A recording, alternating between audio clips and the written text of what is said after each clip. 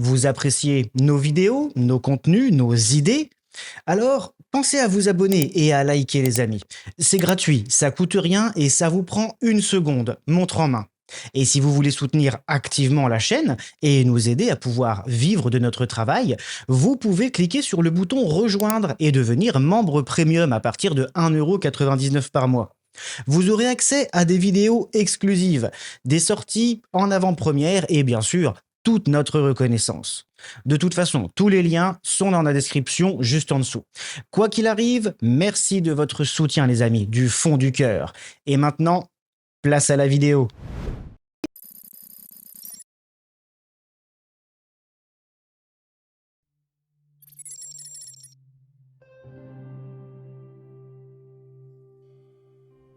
Depuis plusieurs années déjà, partout dans le monde, on assiste à une modification de la pensée chez certaines personnes. Si ce phénomène a commencé dans les années 80 en Occident, il est connu dans le reste du monde depuis la nuit des temps. Et cela s'est énormément accéléré ces dernières années. Si ce phénomène paraît difficilement compréhensible pour la pensée occidentale moderne, il résulte pourtant du mode de vie imposé par cette société mondialisée. Aujourd'hui, que vous vous trouviez en Europe, en Asie ou en Amérique latine, la loi en vigueur sera celle du monde occidental, celle de la mondialisation, celle de la finance et de la possession matérielle. Si tel est le cas pour toute la planète, c'est que ce mode de pensée s'est répandu sur le globe durant les dernières décennies et a transformé l'humanité en une machine unifiée à consommer, encore et toujours plus, quel qu'en soit le prix. Mais ce mode de vie trouve rapidement ses limites, et d'innombrables personnes en ont perçu les dangers. Ces personnes, qu'elles l'aient désiré ou subi, ont toutes connu ce phénomène. Il s'agit de ce que l'on appelle la prise de conscience ou l'éveil spirituel. Pour faire simple, il s'agit d'une ouverture d'esprit permettant à celui qui en bénéficie de découvrir la réalité du monde, ou plutôt la réalité des mondes dans lesquels nous vivons tous. Il s'agit d'une prise de conscience totale sur le monde, sur la vie et sur le but de celle-ci. Pour ceux qui parviennent à cet éveil spirituel, il y a un avant et un après. La personne qu'ils deviennent n'est en général en rien comparable avec celle qu'ils étaient avant. Ce changement apporte une paix et une harmonie à celui qui parvient à s'accorder avec cette nouvelle vision. L'éveil spirituel permet de voir au-delà de tout ce que la société nous a enseigné, de comprendre le pourquoi et le comment. La prise de conscience met le doigt sur les maux de notre monde et ouvre la voie, pour celui qui désire la suivre, à la compréhension, au bonheur profond et à l'harmonie. Le plus intéressant avec ce phénomène est que rien ni personne ne vous demandera quoi que ce soit en échange, ni argent, ni bien matériel. Il ne s'agit que d'une prise de conscience, d'un changement total de pensée, qui permet d'accorder votre vie, vos actes, vos pensées et vous-même. Afin de mieux tenter d'expliquer ce qu'est une prise de conscience ou un éveil spirituel, nous allons aborder plusieurs visions.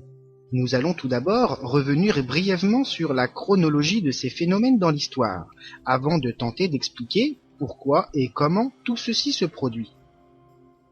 Puis, nous allons tenter de comprendre ce phénomène par le biais des différentes disciplines qui y sont rattachées, comme la numérologie ou l'astronomie par exemple.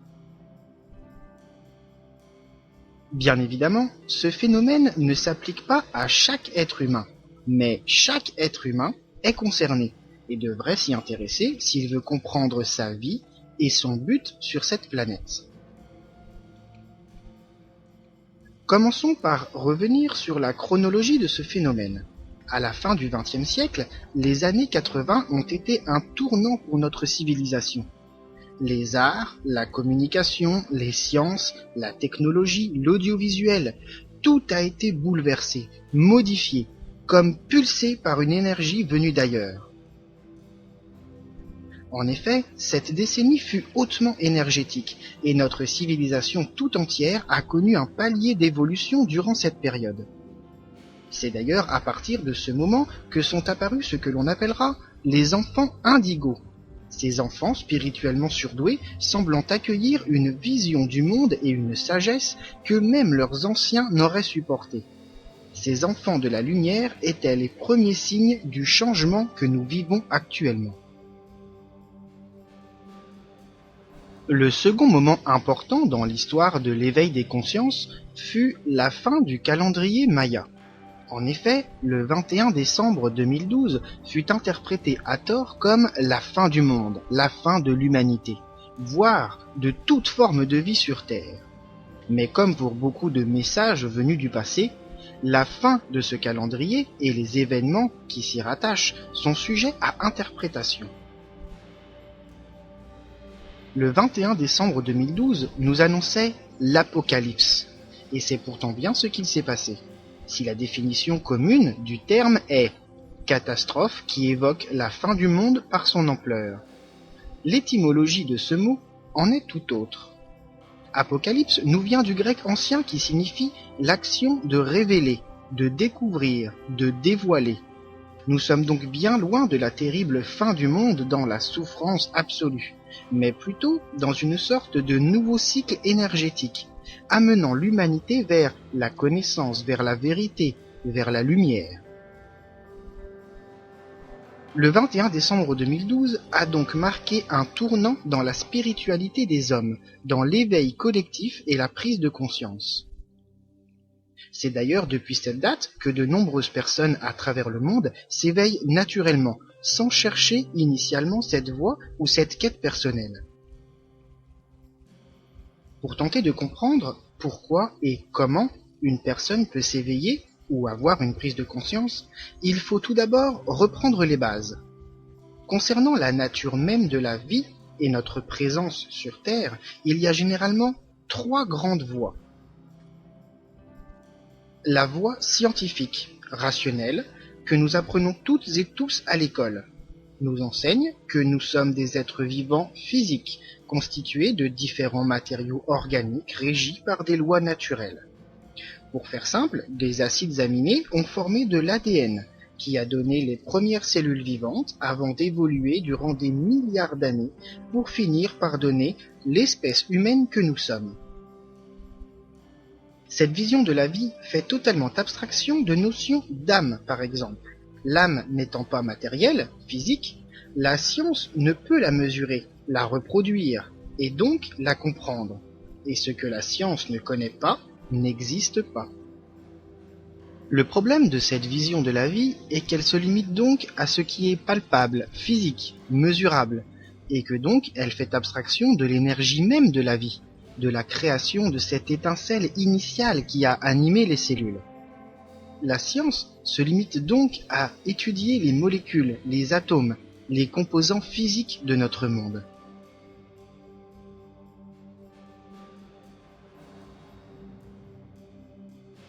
La voie religieuse, pour sa part, laisse entrer dans l'équation un second composant, l'âme.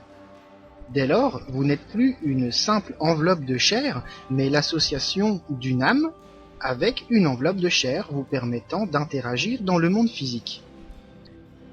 Concernant l'apparition de la vie, de l'étincelle initiale qui a engendré le mouvement, les religions nous expliquent que tout est issu d'un Dieu créateur. La vie a donc été créée, pour X raisons, par une entité divine qui a animé la matière et insufflé la vie dans la chair.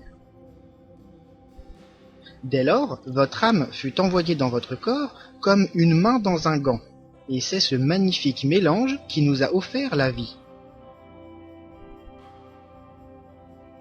La voie spirituelle, quant à elle, va encore plus loin. Si la science voit en la vie un seul composant qu'est la matière, et que la religion en ajoute un second indispensable qu'est l'âme, la voie spirituelle y voit 3 grands composants. Tout comme pour les 2 voies précédentes, on y retrouve bien évidemment le corps et l'âme. Mais la voie spirituelle prend également en compte ce que nous appellerons l'ego. Vous allez me dire, mais qu'est-ce que c'est que ce truc encore, l'ego ? Pour faire simple, l'ego est ce qui permet à votre âme d'utiliser votre corps. Imaginez que votre corps soit une voiture. Votre âme serait le passager et votre ego serait le chauffeur.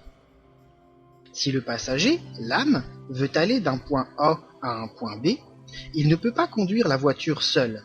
Il doit faire appel au chauffeur, à l'ego, qui lui peut contrôler la voiture, le corps.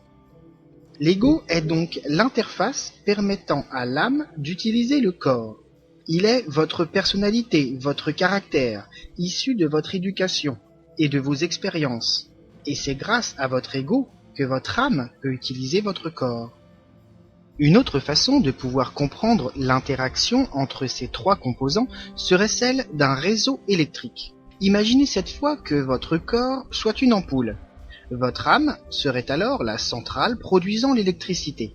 Mais pour que votre ampoule puisse s'allumer, pour que l'énergie de votre âme incarne votre corps, vous avez impérativement besoin d'un réseau électrique, votre ego.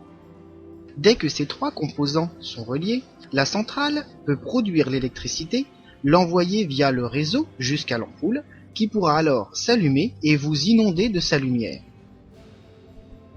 Il en est de même pour votre âme, votre ego et votre corps.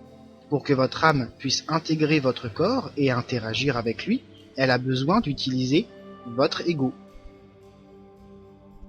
De ce fait, l'ego n'est pas votre ennemi, mais un allié, puisque sans lui, votre incarnation, votre vie ne serait pas possible. Il ne faut donc pas chercher à détruire l'ego ou à le faire disparaître. Mais comme pour tout, c'est la démesure qui est dangereuse. S'il n'est pas votre ennemi, il ne faut pas non plus qu'il prenne toute la place, sans quoi il y aura un déséquilibre et donc un mal-être chez vous. Si tout fonctionne très bien comme ça, vous allez me dire, mais alors, à quoi peut bien servir une prise de conscience ou un éveil spirituel ? Eh bien, c'est là que les choses se compliquent un peu. Si votre âme est une vibration haute, céleste, immatérielle, et que votre corps est quant à lui une vibration basse, celle de la matière physique, votre ego va aimer contrôler ce corps et jouir de la matérialité de ce monde. L'ego se plaît et se complaît dans la matière et dans tout ce que cela suppose. Il va donc tenter de prendre le contrôle de votre vie, sans laisser la place à l'énergie de votre âme, à son but d'incarnation, pour jouir égoïstement de la vie. L'ego va donc tenter tout au long de votre existence de vous maintenir dans la condition matérielle, sur le plan physique uniquement, car c'est là ce qu'il maîtrise, et c'est là qu'il s'épanouit, lui et non vous. Dès lors, il coupe toute compréhension ou communication avec votre âme. L'ego se nourrit donc du matérialisme, de la futilité des biens et des idées préconçues vous enfermant sous son joug. Car s'il laissait sa place à l'âme, il serait alors relégué au rang de chauffeur sous les ordres du passager. Il conduirait le véhicule sans décider de la direction. C'est donc votre âme qui doit décider de la voie que vous allez suivre, ou plutôt, vous trouverez l'harmonie et le bonheur en écoutant ce pourquoi votre âme fut envoyée dans votre corps. Car oui, votre âme ne s'est pas incarnée en vous pour le plaisir de vous permettre d'avoir un smartphone ou une voiture de sport. Elle a un but, une fonction, une mission. Toutes les âmes sont envoyées dans le monde physique afin de ne faire qu'une seule et unique chose, expérimenter. Bien sûr, ces expériences sont multiples et s'étendent sur la totalité de ce qui est possible, que ce soit les notions de bien ou de mal, la joie et la tristesse, le bon et le mauvais, tout ce que votre âme, provenant d'un monde immatériel, peut avoir envie de découvrir d'un monde physique, d'où elle ne connaît rien. Mais pour pouvoir suivre cette voie, la voie de l'âme, de celle qui nourrit la vie, il faut bien évidemment la chercher. Et cela ne se trouve pas dans la matière, mais dans la spiritualité. Le principal souci vient donc de notre environnement direct, de notre mode de vie. Sans rentrer dans la théorie du complot, Le monde occidental et les valeurs qu'il a répandues sur la planète par la mondialisation vont à l'encontre même de la recherche spirituelle. Pour chaque occidental, et désormais pour chaque humain de cette planète, le bonheur ne peut survenir dans la vie que par l'argent, le pouvoir et la possession de biens matériels. Qui n'a pas entendu dans son enfance un adulte lui dire « Si tu travailles bien à l'école, tu auras un bon travail où tu gagneras beaucoup d'argent et tu pourras avoir une grande maison et une grosse voiture. » Mais est-ce là la voie du bonheur ? Par la possession de biens matériels, sans recherche de vérité, d'harmonie avec ce que l'on est vraiment ? Le capitalisme et sa quête de surconsommation de biens a montré ses limites et prouve chaque jour que cette voie n'est pas celle qui rendra les hommes profondément heureux. La voie spirituelle nous apprend que le bonheur, l'harmonie que recherche toute personne dans ce monde n'est pas liée à la possession de biens ou d'argent. Les personnes les plus riches sont généralement très pauvres. Plusieurs disciplines peuvent nous permettre de mieux comprendre l'interaction entre les trois composants de notre être, et peuvent même nous aider à trouver la voie du bonheur, en accord avec notre âme. Parmi ces disciplines, nous trouvons la numérologie. Que vous y croyez ou non, la numérologie peut vous donner beaucoup d'informations sur vous, votre âme et votre chemin de vie, votre mission sur Terre, votre but. Nous allons prendre un exemple afin d'expliquer comment cela fonctionne. La numérologie basique peut être appliquée à chacun et est d'une simplicité enfantine. Elle est basée sur votre date de naissance et une simple opération va vous dévoiler la voie à suivre. Mais attention, nous parlons bien ici de voie, non de réponse. Si on vous dit de vous diriger vers l'est par exemple, libre à vous de vous y rendre à pied, en voiture ou en vélo. Libre à vous de vous y diriger par des sentiers, des routes, des chemins ou des autoroutes. La numérologie et l'étude de votre date de naissance peut donc vous donner une voie, un chemin de vie, mais en aucun cas cela ne vous dira comment atteindre le but. Cela ne dépendra que de vous. La numérologie va donc utiliser votre date de naissance, jour, mois et année. Prenons un exemple. Imaginons une personne qui serait née le 11 mars 1985. En numérologie, nous prenons chacun des nombres qui composent sa date de naissance, à savoir 11 03 1985. La première opération, basique, va consister à additionner tous les chiffres de cette date, jour, mois et année. Ceci nous donne 1 plus 1 plus 0 plus 3 plus 1 plus 9 plus 8 plus 5, soit un total de 28. La numérologie, contrairement à ce que son nom indique, va fonctionner sur les chiffres, donc de 1 à 9. Or, vous aurez remarqué que 28 est un nombre bien supérieur au maximum de ce que vous pouvez obtenir avec des chiffres. Nous allons donc réduire ce résultat en additionnant les chiffres de ce nombre, jusqu'à trouver une valeur qui soit comprise entre 1 et 9. 28 nous donne donc 2 plus 8 égale 10, qui, étant encore supérieur au chiffre 9, doit de nouveau être réduit. Nous additionnons donc les deux chiffres pour obtenir 1 plus 0, soit un résultat final de 1. Ce résultat correspond au taux vibratoire de la personne étant née le 11 mars 1985. Mais nous reviendrons plus tard sur ce point. La seconde opération de numérologie que nous allons effectuer ressemble énormément à la première, puisque nous allons additionner et réduire les chiffres des trois nombres de la date de naissance, mais cette fois uniquement pour le jour, pour le mois et pour l'année, afin de connaître les chiffres de chacune de ces trois dates. Le 11 mars 1985 nous donne donc 11, donc 1 plus 1, soit le chiffre 2 pour le jour de naissance. 03 du mois de mars nous donne 0 plus 3, donc 3 pour le mois de naissance, et 1985 nous donne 1 plus 9 plus 8 plus 5, donc 23, soit 2 plus 3, donc 5 pour l'année de naissance.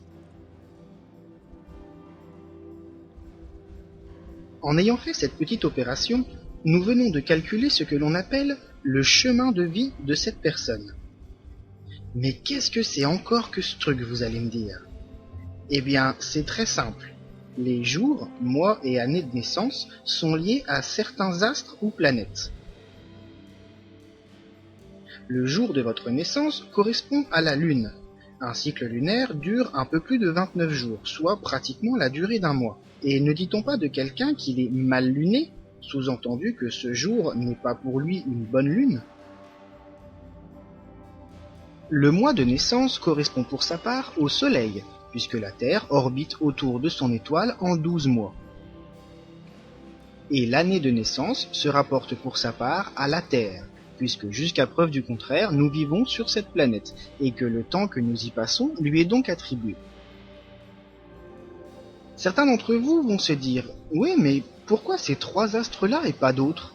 Pourquoi pas Vénus, Jupiter ou Neptune par exemple ?»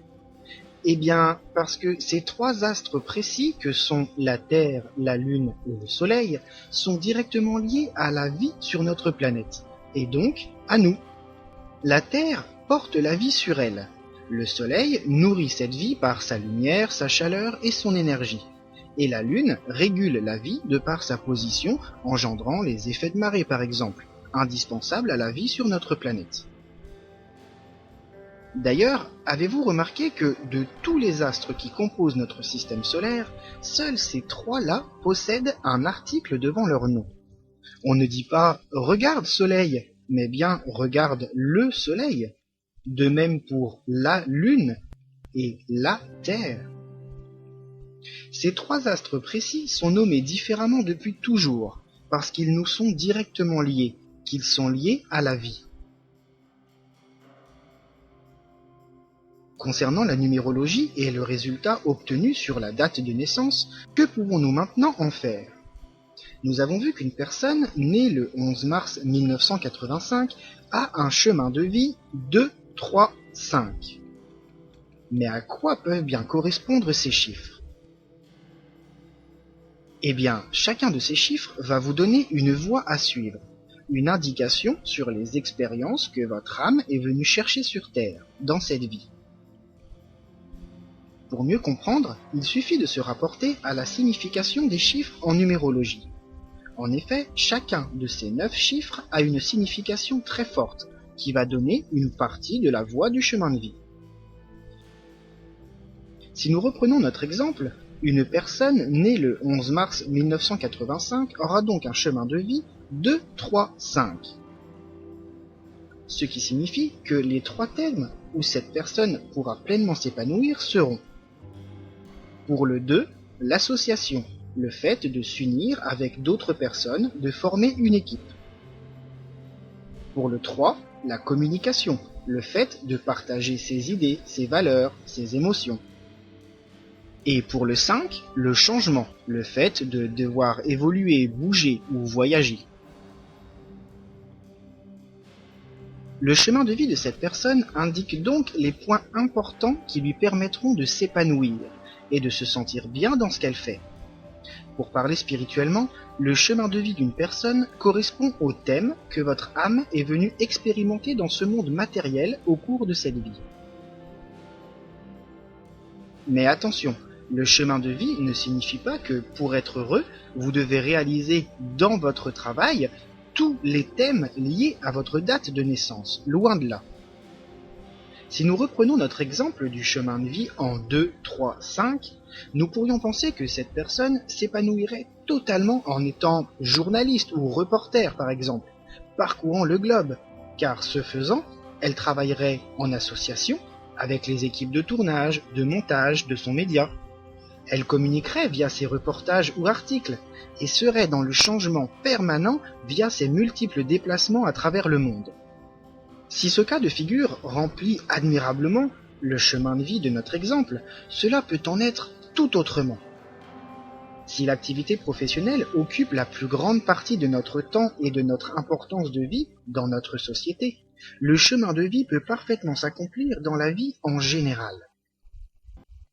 Concernant notre exemple, cette personne pourrait parfaitement être caissière ou balayeuse et suivre son chemin de vie en dehors de sa vie professionnelle.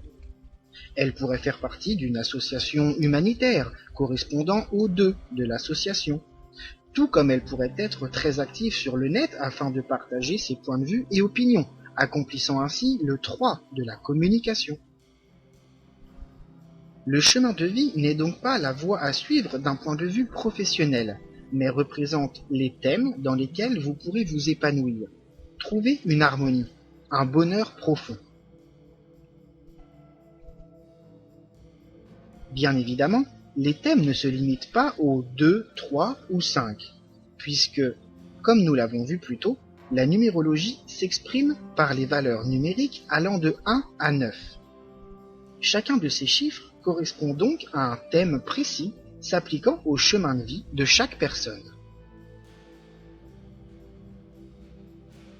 Concernant le résultat de la première opération de notre exemple en numérologie, nous avions obtenu, en additionnant l'intégralité des chiffres de la date de naissance, le taux vibratoire de cette personne, à savoir le chiffre 1. Ce taux vibratoire nous indique l'âge de votre âme.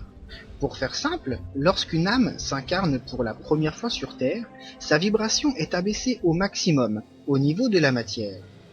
Puis, plus l'âme passe de vie et s'incarne, plus elle expérimente la matière, plus son taux vibratoire augmente, en accomplissant ses chemins de vie, incarnation après incarnation.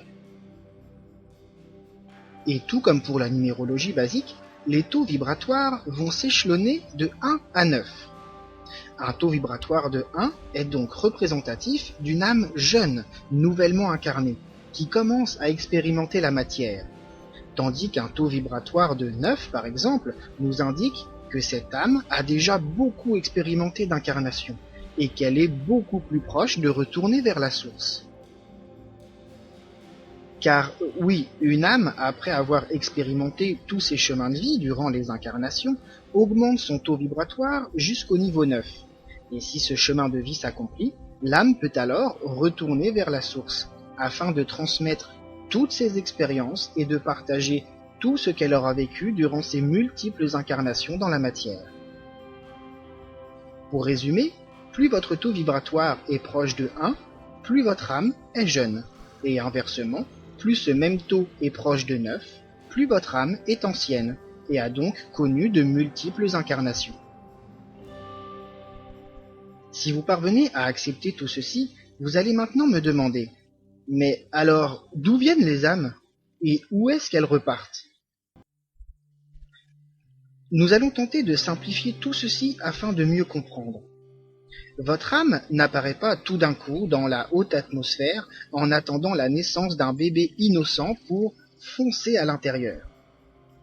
Votre âme est un fragment de la source.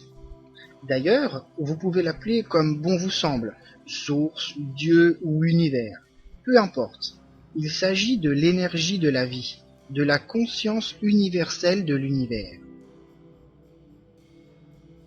Pour faire simple, cette source étant une énergie immatérielle, la vibration la plus élevée possible, elle a voulu expérimenter la seule chose qu'elle ne connaissait pas, la matière. Mais les expériences étaient si vastes qu'elle décida de se fragmenter, de se diviser en une multitude de minuscules parties de lumière, qui, en abaissant leur taux vibratoire au plus bas, purent s'incarner et donc expérimenter la matière. Mais pour que la source perçoive le fruit de ses expériences, l'âme doit bien évidemment retourner vers elle, ce qu'elle fait dès que son taux vibratoire augmente, après avoir suivi tous ses chemins de vie et vécu toutes les expériences que cette infime parcelle de lumière était venue découvrir. Les personnes déjà éveillées, ou celles habituées à cette vision des choses, vont nous dire « Et les vibrations maîtres alors, les 11, 22 et 33, on en parle quand ?» Rassurez-vous, nous y venons. En effet, certaines vibrations d'âme sont considérées comme des vibrations maîtres. Il s'agit des personnes ayant le chiffre 11, 22 ou 33 comme résultat de l'addition de tous les chiffres de leur date de naissance. Nous avons vu que lors des calculs de numérologie sur les dates de naissance, il fallait réduire le résultat jusqu'à atteindre une valeur comprise entre 1 et 9. Mais la réduction n'est pas nécessaire dans un seul cas, si le chiffre obtenu est égal à 11, 22 ou 33. Si tel est le cas, le taux vibratoire de la personne est en effet très particulier, puisqu'il s'agit alors d'une vibration maîtresse, d'un maître nombre. Ces taux vibratoires indiquent que la personne possède une âme ancienne, voire très très ancienne, et qu'elle appartient à ce que l'on appelle les âmes angéliques. Pour faire simple, il s'agit d'âmes ayant déjà effectué tout leur chemin de vie, parcouru les 9 taux vibratoires de la matière et étant retournées vers la source. Mais pour une raison qui leur est propre, ces âmes ont décidé de revenir s'incarner dans la matière, que ce soit pour expérimenter d'autres choses ou pour aider l'humanité grâce à leur expérience et à leur proximité avec la source. Très bien, mais alors, pourquoi les chiffres 11, 22 et 33 ? Et à quoi cela peut-il bien correspondre ? Pour répondre à cette question, il faut comprendre comment se passe la fragmentation de la source avant l'incarnation. Entre la source et votre âme, le chemin n'est pas direct. Il y a des paliers, des intermédiaires. Pour simplifier, il y a des fragmentations, de fragmentations, de fragmentations. Essayons de schématiser tout ceci. Imaginez une galaxie vierge, possédant diverses planètes dont une que nous appellerons Gaïa par exemple. La source désire apprendre ce que la vie pourrait être sur cette planète. Elle décide donc de se fragmenter afin de s'incarner dans la matière. Mais ces premières fragmentations ont un taux vibratoire de 33, bien trop élevé pour pouvoir s'incarner. Ces fragments de source vont donc se refragmenter et abaisser leur taux vibratoire pour atteindre 22. Mais tout ceci est encore bien trop élevé pour la matière. Il y a donc encore une fragmentation qui abaisse le taux vibratoire à 11. Dès lors, la prochaine fragmentation abaissera suffisamment les taux vibratoires pour pouvoir s'incarner et expérimenter tout ce que la matière a à offrir. D'après ce schéma, on constate que toutes les âmes ayant remonté leur taux vibratoire de 1 à 9 vont retourner vers la source pour atteindre le niveau 11. Et quand toutes les fragmentations du taux 11 auront accompli leur chemin de vie, le 11 remontera vers la source et s'élèvera au niveau 22. Et ainsi de suite pour le niveau 33, puis le retour final à la source créatrice. Certaines âmes décident donc, pendant le chemin de vie de retour vers la source, de revenir s'incarner, pour revivre de nouvelles expériences ou pour aider l'humanité dans son développement. Les personnes ayant un taux vibratoire de 11, 22 ou 33 sont en général des personnes à part, ne désirant pas ou ne pouvant pas rentrer dans le moule de la société. Elles révèlent également, en général, des aptitudes particulières, que ce soit artistiques, humaines, intellectuelles ou spirituelles.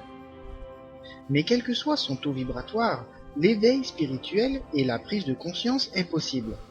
Bien évidemment, plus son taux est élevé, plus cela sera facilité.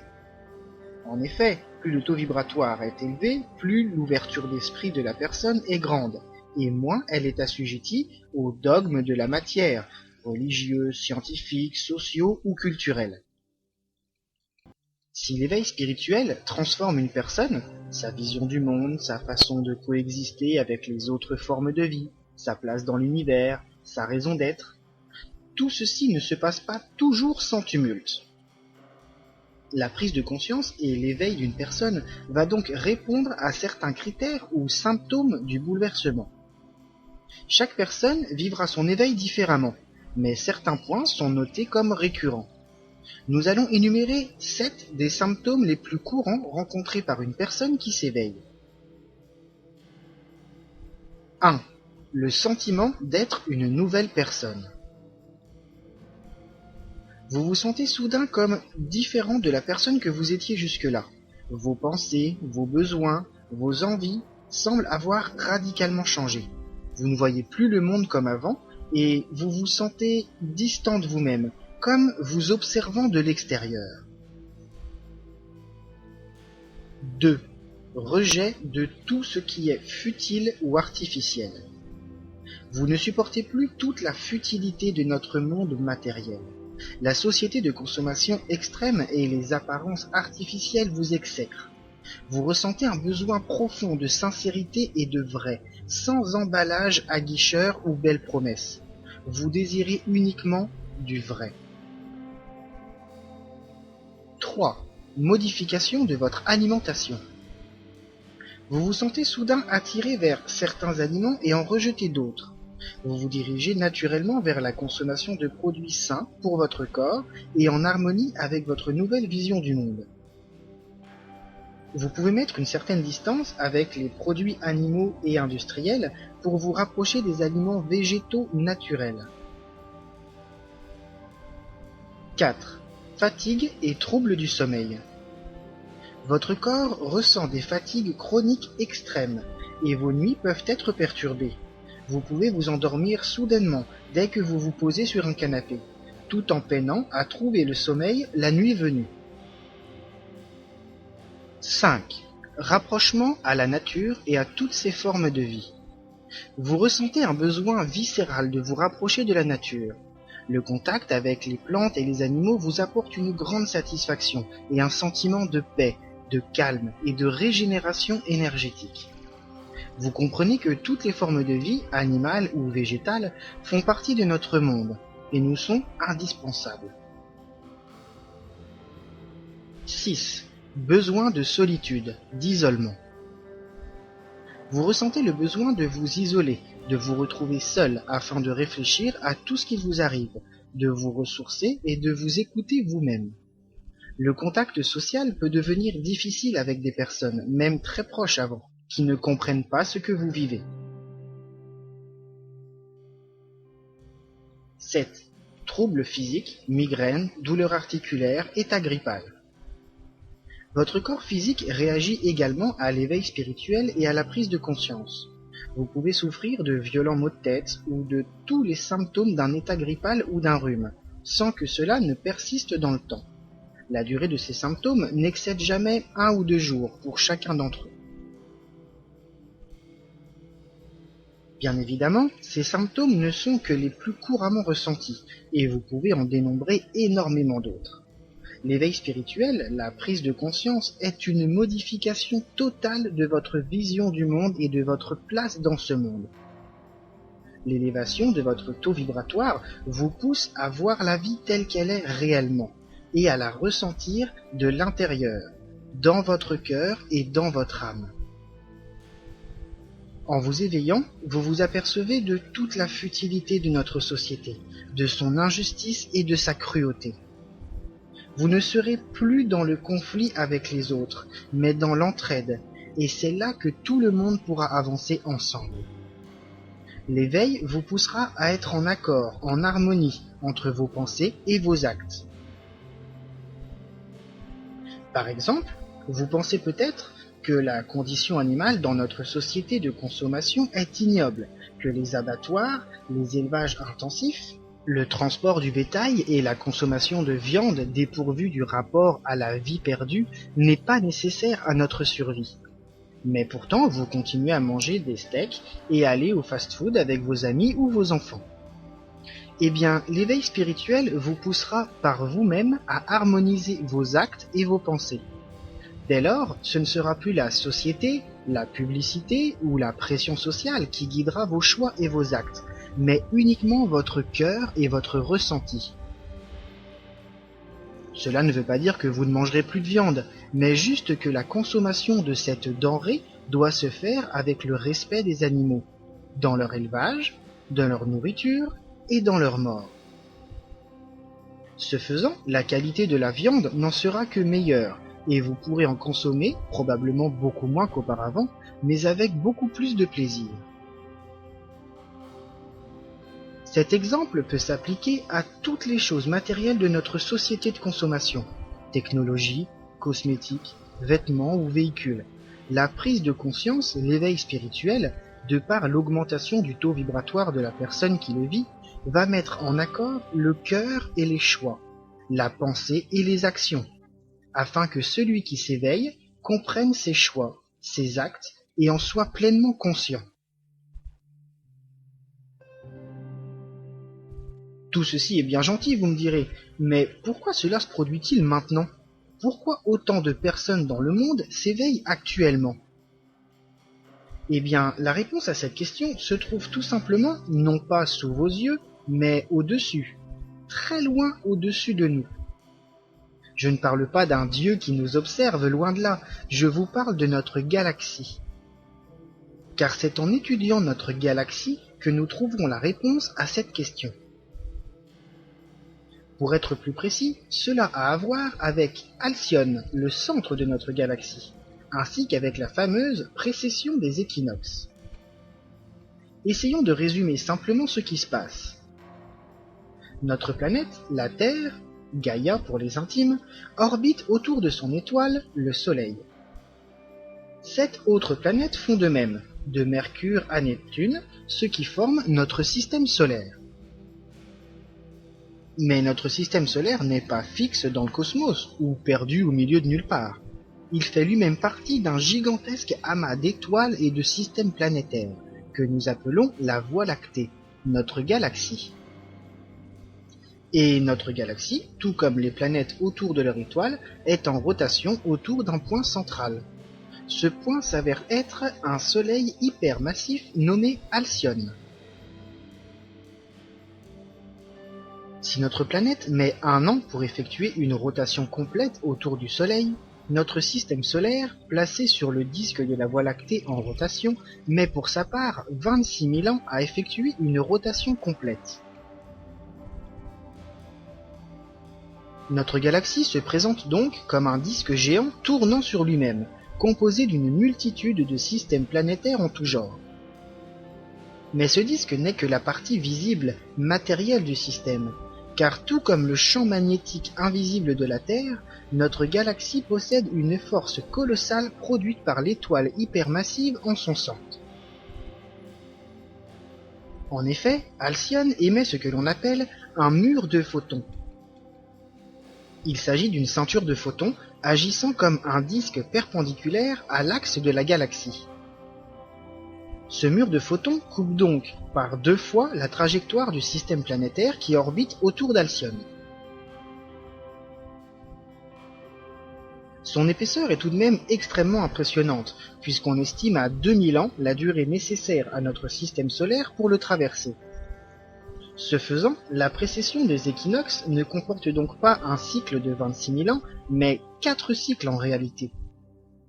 Si l'on part de l'entrée dans le mur du photon, nous avons donc un premier cycle de 2000 ans afin de traverser le mur de photons, puis un second cycle de 11 000 ans sur l'orbite galactique jusqu'à l'arrivée au mur de photons de l'autre côté de la galaxie. Un troisième cycle de 2000 ans correspondant à la seconde traversée du mur, puis un quatrième cycle de 11 000 ans nous ramenant jusqu'au point initial, devant le mur. Il se trouve que, hasard du calendrier, nous sommes à l'orée du mur de photons. D'après les diverses sources qui s'expriment sur ce sujet, la Terre devrait en effet pénétrer dans le mur de photons d'ici quelques années seulement, d'ici à 2026. Quel est le rapport entre ces informations astronomiques et l'éveil des consciences sur Terre?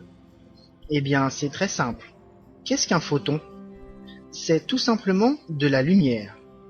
Donc, la traversée du mur de photons indique que notre système solaire, et donc nous-mêmes, allons être immergés par la lumière de la galaxie. Mais les abords du mur ne sont pas définis nettement, et sur une certaine période de rotation, en se rapprochant du mur, la quantité de photons augmente, commençant à agir sur la matière et sur les consciences. Nous allons prochainement être immergés dans une énergie photonique qui poussera nos consciences à augmenter leur vibration et à s'élever, cherchant toujours plus d'harmonie et de bonheur. Pour être plus précis, c'est comme si pendant 11 000 ans, les consciences des hommes étaient laissées livrées à elles-mêmes, s'ancrant dans la matière et l'égoïsme, et que pendant 2000 ans, durant la traversée du mur de photons, la lumière de la vie, la vraie raison de notre existence, nous était livrée, comme uploadée par la galaxie, pour que nos corps matériels et nos consciences puissent la télécharger et progresser. Mais comme nous ne vivons pas dans le monde merveilleux des licornes multicolores dansant sur des petits nuages en barbe à papa, la réalité risque d'être quelque peu compliquée. En effet, une augmentation aussi massive et soudaine du taux vibratoire général de la matière entraîne de fortes modifications. Ce faisant, notre planète, tout comme notre Soleil, va connaître, en abordant ce mur de photons, de grands bouleversements. Comme pour une colonie de fourmis placée sur un chantier de construction, face à une force qui les dépasse complètement, nos vies matérielles, notre environnement direct va être gravement modifié. Ce phénomène astronomique peut donc expliquer pourquoi autant de personnes à travers le monde s'éveillent actuellement, ou depuis déjà quelques années.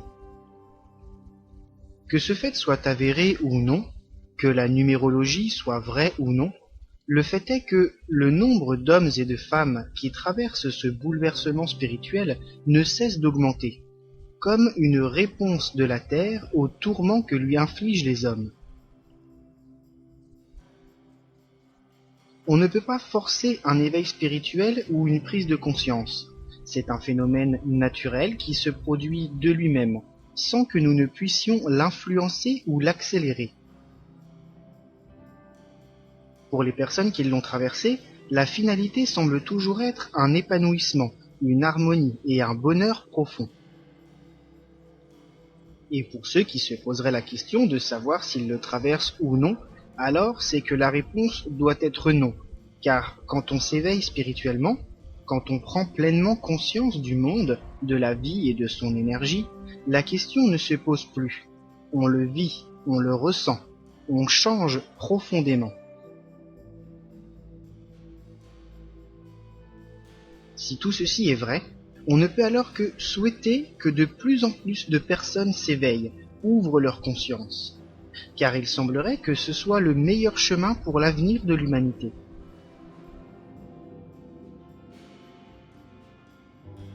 Ce phénomène apporte avant tout de l'espoir pour le futur de la planète et de la vie, dont les humains font partie.